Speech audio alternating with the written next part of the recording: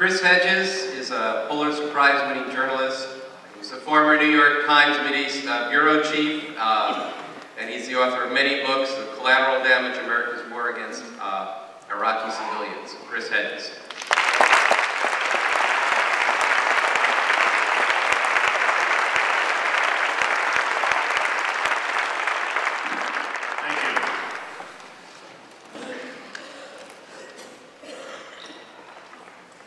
The incursion and bombardment of Gaza is not about destroying Hamas. It is not about stopping rocket fire into Israel. It is not about achieving peace. The Israeli decision to rain death and destruction on Gaza, to use lethal weapons of the modern battlefield on a largely defenseless civilian population, is the final phase in the decades-long campaign to ethnically cleanse Palestinians. The assault on Gaza is about creating squalid, lawless, and impoverished ghettos in the West Bank and Gaza, where life for Palestinians will be barely sustainable.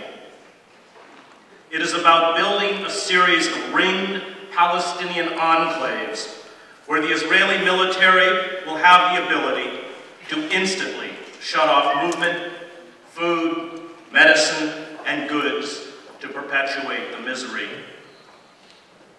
Privilege and power, especially military power, is a dangerous narcotic.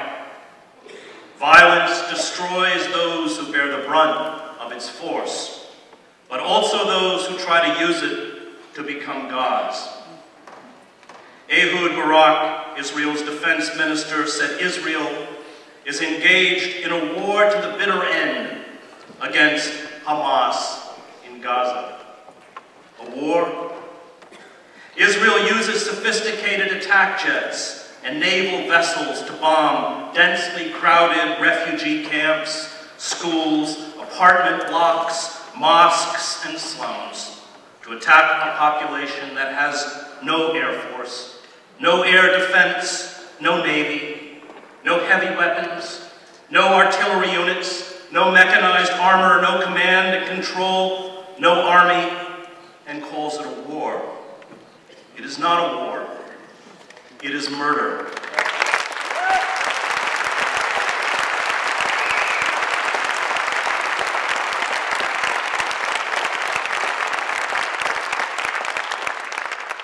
Images of dead Palestinian children lined up as if asleep on the floor of the main hospital in Gaza are a metaphor for the future.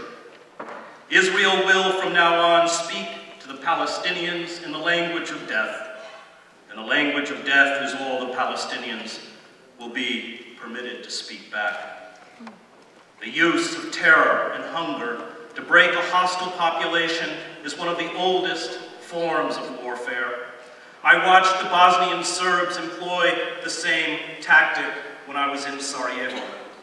And I also watched the Bosnian Serbs, like the Israelis, attempt to justify their systematic destruction of the city with thousands of dead and wounded on a few paltry Muslim mortars and light arms fire. Those who orchestrate such sieges do not grasp the terrible rage born of long humiliation, indiscriminate violence, and abuse.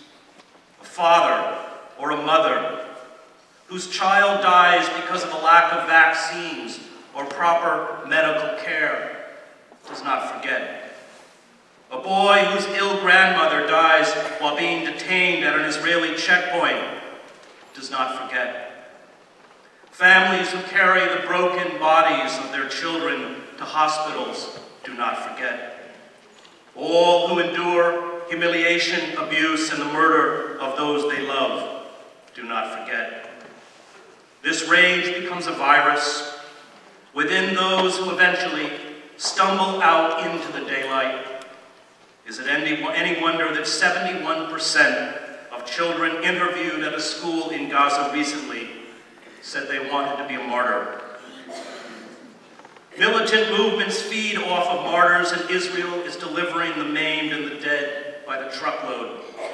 Hamas fighters, armed with little more than light weapons, a few rockets, small mortars, are battling one of the most sophisticated military machines on the planet. And the determined resistance by these doomed fighters exposes throughout the Arab world the gutlessness of dictators like Egypt's Hosni Mubarak,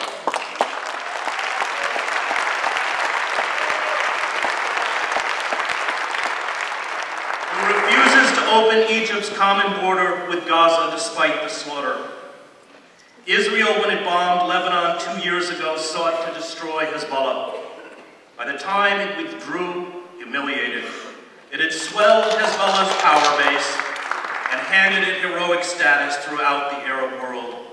And Israel is doing the same for groups like Hamas.